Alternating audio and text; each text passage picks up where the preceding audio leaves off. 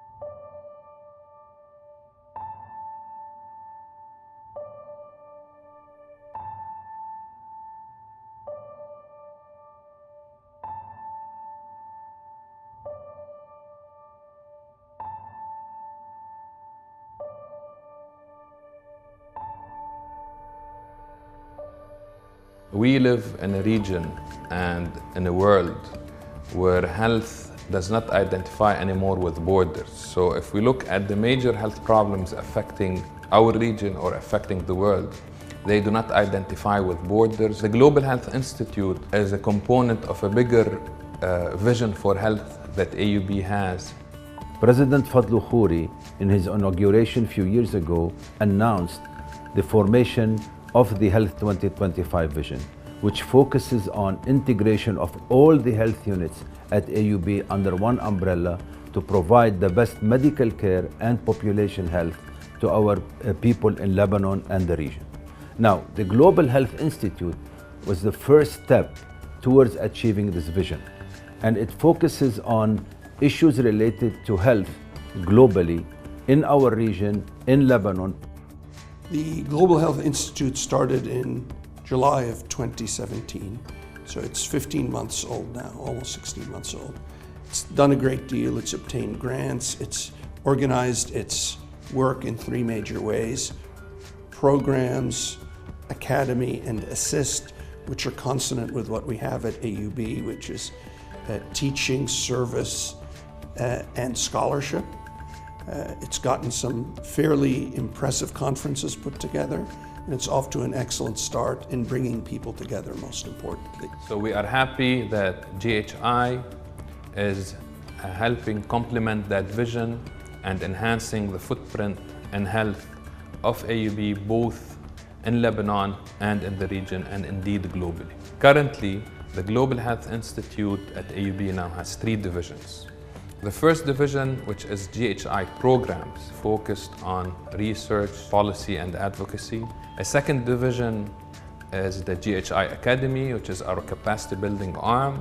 And then the third division is GHI Assist, which is our service arm. The Programs Division at the Global Health Institute tackles eminent global health challenges through research and advocacy. We currently have 4 running programs that draw on the expertise of faculty members and functional teams to address global health challenges that are particularly relevant to the Middle East and North Africa region, but have implications to other parts of the world as well. These programs are the eSaha program, for a start, focuses on e-health as a way to transcend certain geographical barriers, for example, in the access and delivery of healthcare. As for conflict medicine program, it uses research to devise new evidence-based tools in the management of conflict-related injuries in war zones. As for nutrition and obesity-related diseases program, it draws on the work of faculty members to design new interventions and strategies that can succeed in curbing the obesity epidemic and its related diseases. Finally, the refugee health program focuses on research in fragile settings. The Arm for Specialized Services, Initiatives and Support, ASSIST, is the service division at the Global Health Institute. Through ASSIST, GHI designs, implements, and evaluates community-based services and interventions that aim to address the needs of vulnerable populations, including children and youth, women, elderly, socioeconomically disadvantaged, and refugees. ASSIST also focuses, through its volunteering programs, on engaging volunteers from different backgrounds to join efforts into the implementation of impactful community outreach activities related to global health topics. The GHI Academy is the capacity building division of the Global Health Institute. The Academy advances global health literacy and leadership through innovative delivery of contextualized capacity building initiatives. The Academy currently has 3 main initiatives: the Global Health Learning and Development Platform, the Center for Research and Education in the Ecology of War, and the Mobile University for Health. In addition to that, we also have our humanitarian learning portfolio. Reflecting back on our first year at the Global Health Institute, I believe our key success factor for the rapid growth and significant achievement has been the fact that we have fostered a culture of cross-functional teamwork. Our vision moving forward is having GHI within AUB be an innovative hub for global health, not only for our region, but also to the global south. And our specific niche that we are working towards and we're proud of is trying as much as possible to contextualize global health, but also to have the voice of the region heard within the global health dialogue that is happening in so many places around the world. It's an outstanding young institute. We hope that it will grow and be sustainable. I would imagine within 5 or 10 years, I would anticipate it'll be one of the 10 to 20 best in the whole world.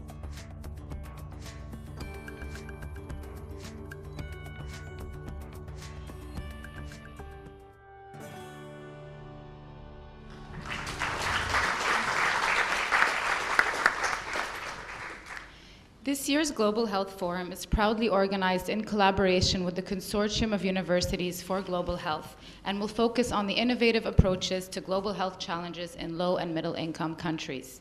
How will such approaches and technologies play a vital role in saving lives and improving the overall health outcomes around the world to achieve the Sustainable Development Goals?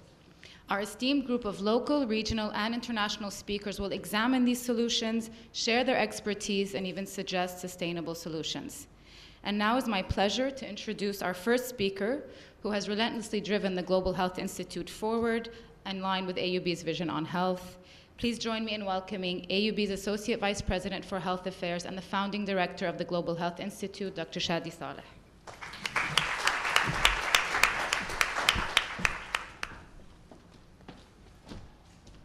Welcome again, everyone. Sabah al-khair.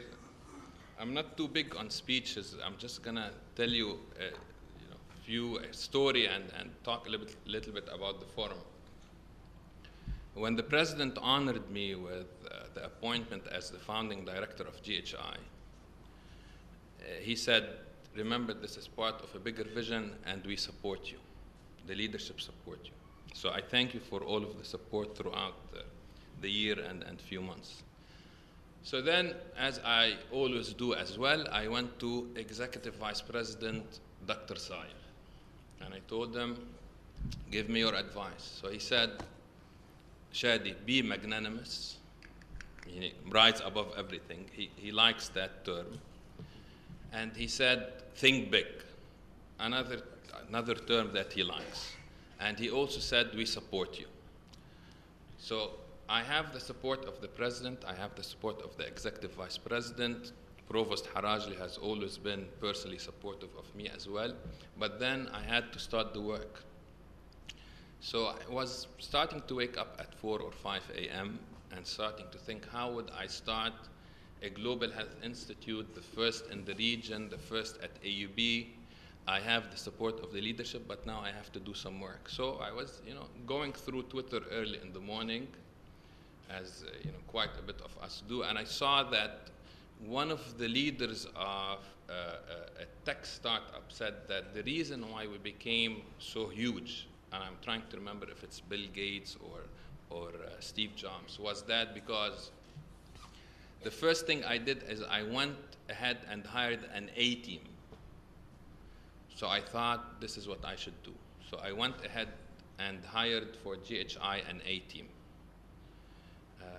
So all of this is because we hired an A team. Unfortunately, the salaries for the A team was too expensive, so I fired all of them and I hired the people who work now for A team.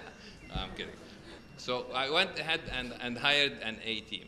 And all of this that has happened over the past 16, 17 months, having the wonderful 20+ individuals who now work at GHI with our operations, with our divisions, is because GHI has the best team in any unit at AUB, or as far as I'm concerned, in the world that I can imagine. So I would like to thank each and every one of them and tell them thank you for all that they have done for GHI and for AUB.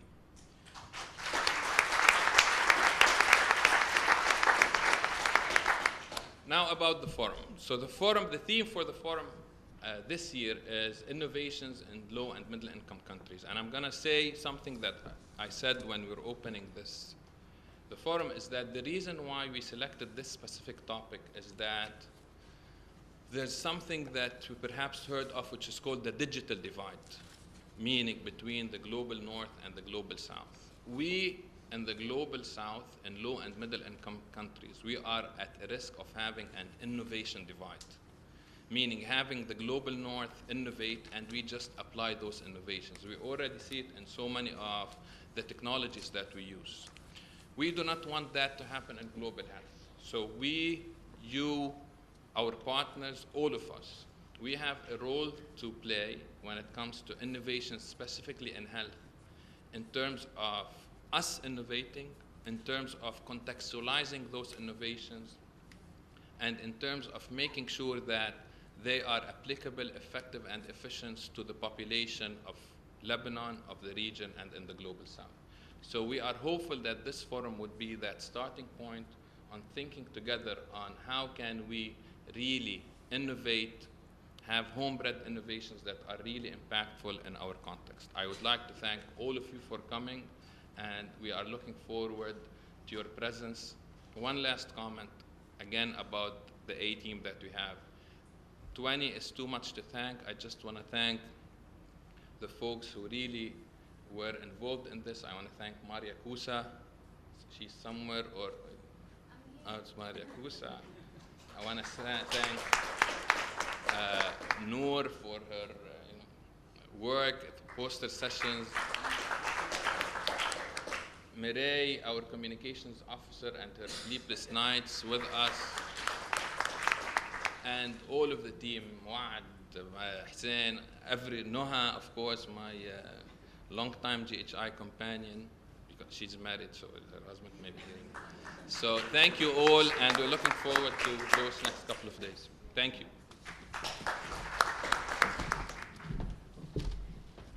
And now it is my distinct honor to present our next speaker, the 16th president of the American University of Beirut, who launched AUB's new vision on health, Health 2025. Please join me in welcoming Dr. Fadlu Khouri.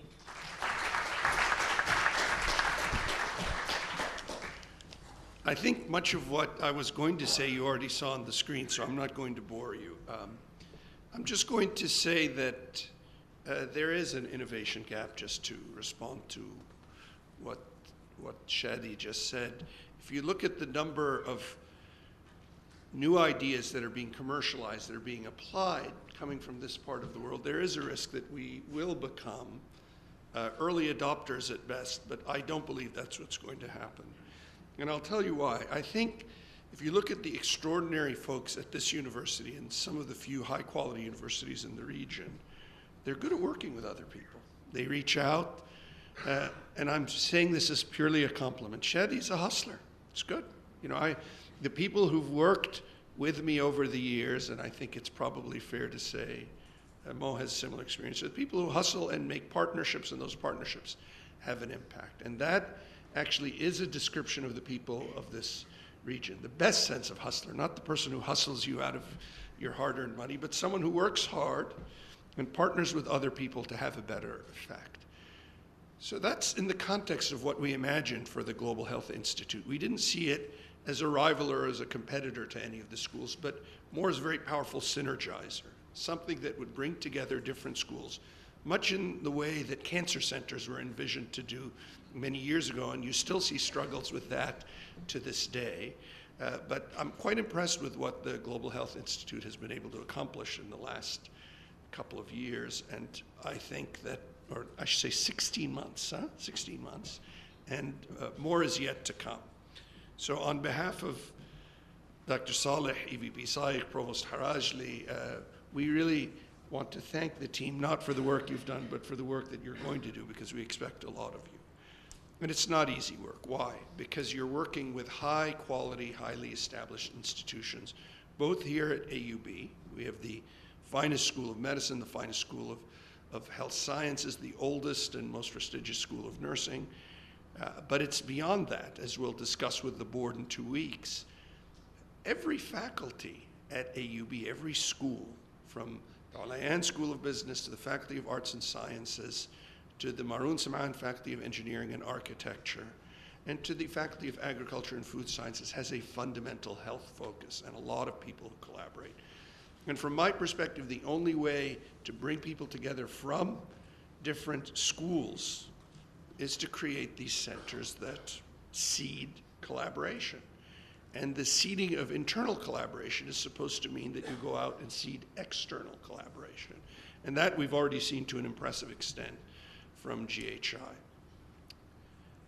And there's another important perspective, which is, from a very personal perspective, I grew up believing that the people of this country and the region were no less capable than any other region. But there's a glaring gap in health professionals, not in number. If you walk around Beirut and you hail enough services, I can almost certainly guarantee you one of them has an MD from somewhere in the Caucasus or Eastern Europe or even Lebanon, because there are too many MDs. But there aren't enough high-quality health professionals for this region. The region is struggling to understand what public health folks do. They're struggling to understand what anyone other than a doctor or a nurse does. And health is beyond that. Health is not just healing the sick. Health is keeping populations healthy. And this is a population in the Arab world that has the two extremes. It has the young and underprivileged and disenchanted because they're not being allowed to participate as they would expect in the development of their societies. And you have the old and unprotected and often vulnerable. So you have these two extremes. And a great mentor of mine once told me that learning really happens at extremes. You remember the cases where you did really, really well and really, really poorly. If you think back to school, you'll realize that that's true. But from my perspective, the center has to enucleate. It has to bring people together. It has to go out. It has to make partnerships. And some of the outstanding partners are here today, from stellar surgeons to scientists to officials.